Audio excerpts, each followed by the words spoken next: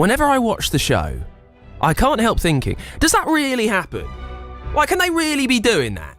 So I thought we'd get some answers, get some explanations, some behind-the-scenes secrets with one of our favourite contestants ever, Kayode Damali from 2018. You might remember him. I've been listed top 20 of the most powerful young entrepreneurs in the whole world. And correct me if I'm wrong, I highly doubt you've met another person in the top 20 here. I doubt you've met someone in the top 100. If you ring my phone, I might not answer, for example. But if I see my mum's name pop up, everything stops. You know, that's my mum right there. Kayode, when you hear that back, you were 26 when you recorded those bits for the audition video. What are you thinking about how you were back then and maybe how you've changed in the last 6 years? Yeah, I'm laughing because my first thing, Dan, well, firstly, thank you for having me. And secondly, I'm laughing at, did I say that? Like, did I really say that? Well, I mean, nothing's changed. When my mum calls, it still get priority. So if my mum calls now, we have to end the air. So, like, that's still the same, but yeah. Well, that brings us to, like, finding out what really happens on this show. We get a lot of the sound bites from contestants, you know. I could sell water to camels, I can turn gold into sold, that kind of thing. And are you, when you are there, can you not help but say those things? Like, have you got producers and people on the show that are really, like, bigging you up to make you feel like you're the best person who can win this thing? To be honest, they can, but I felt that in myself anyway. So I had this strong belief going into the show anyway. So they didn't need to big me up. If anything, they need to bring me down a bit. Like, right, Kayode, gold to sold. I didn't say that. In fact, I said, I'll put the ball in the headlock and squeeze. No, I'll grab the ball by the horns. No, sorry, Dan. I won't grab the ball by the horns. I'll put him in a headlock and squeeze.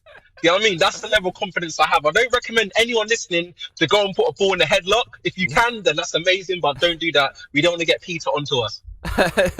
One of your good ones was that your smile can charge the national grid. I enjoyed that.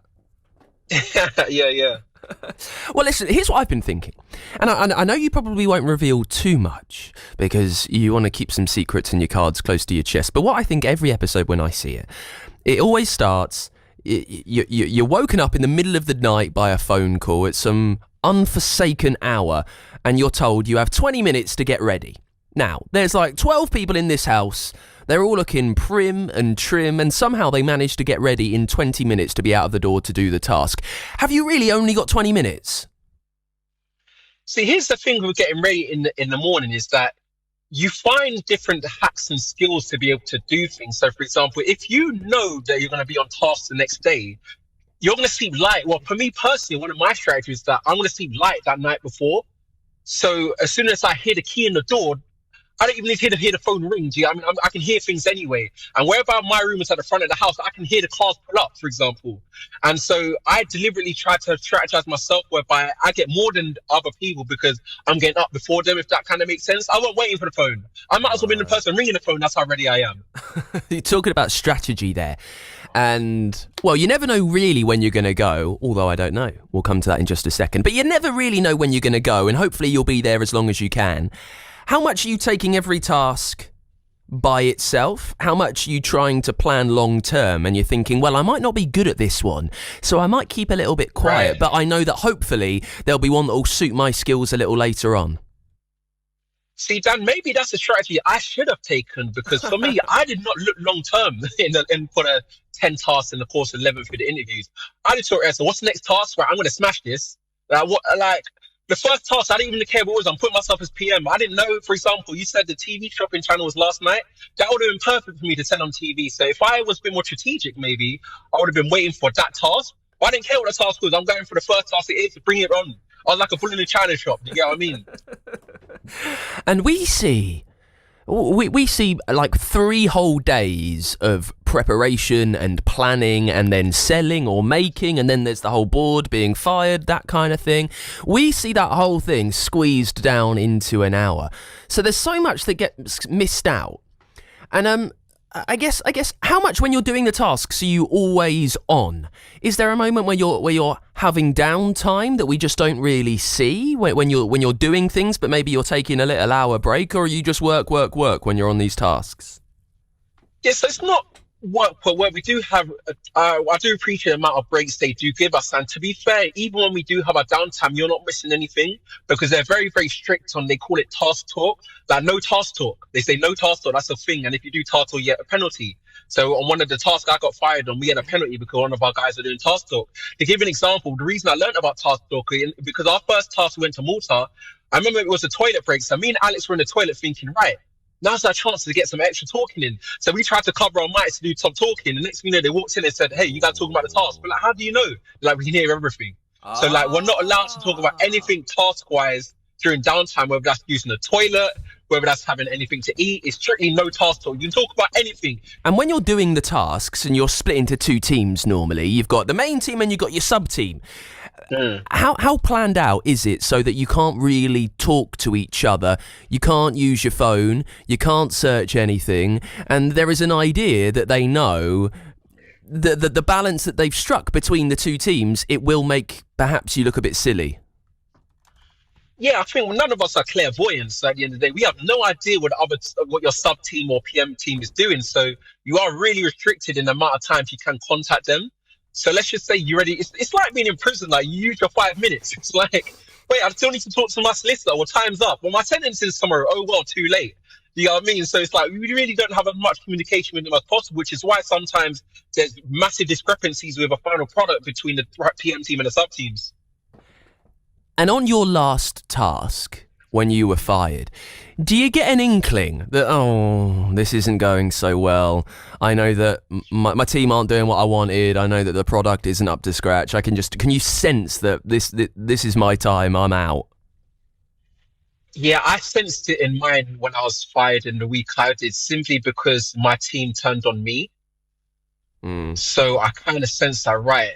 It's easy, you know, when you're in final three, right? If it's three of you, so you can go 2-on-1, or it's going to be a 2-on-1, right? Or you can do 1-1-1. But when they both turned on me, I was like, right, this is going to be really hard to get out of this hole here, you know? So I kind of had a sense. And to be fair, Lord Sugar said really what at the end when he kind of teases who's going to go. You know, when he goes like, well, Dan, you did this. So I'm thinking about what about Alex, you did.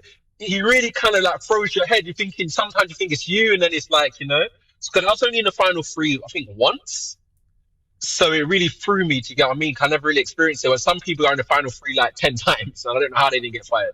And you know, when you have lost the task and you have to go to the rather grim cafe while the winning team go off and have champagne somewhere, you're in that greasy spoon cafe. When you go in, do you have to order anything? Do you order your cup of tea, or is it there waiting for you? You know what's so funny, Dan, is that when you do get to the cafe, they aren't waiting for you, fair enough. They don't give you cold tea, but you're forced to take something.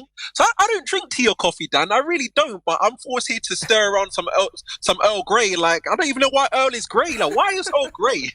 That's the whole thing I'm thinking about. Why do I have an Earl Grey? Like, you know, so you have to physically have a drink, but you have to physically order something. Of course, you don't have to pay for it. It's paid for you. But yeah, you have to have a drink to make you look more somber, I guess. And when you're fired and we see you leaving a building, 1, is your suitcase packed? 2, is that the last you see of any of the contestants? When you're in that taxi, when you go away, is that officially the end? Yeah, so you don't see them again, man. And like the worst thing you might hear them. You might hear them when you have to pack your suitcase to leave the house. Obviously, we have a big suitcase to leave the house. But you actually don't see them again until, if you're fortunate enough to come back for week 12, you know, for the final.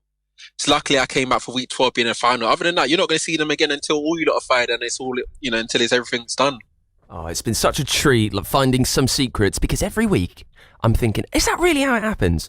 Is that really what they're making these people do? So it's been such a treat. Now listen, it's always good to find out what past contestants are doing. Once one of the top 20 young entrepreneurs, I believe you said earlier. What's happening with you now? How is life?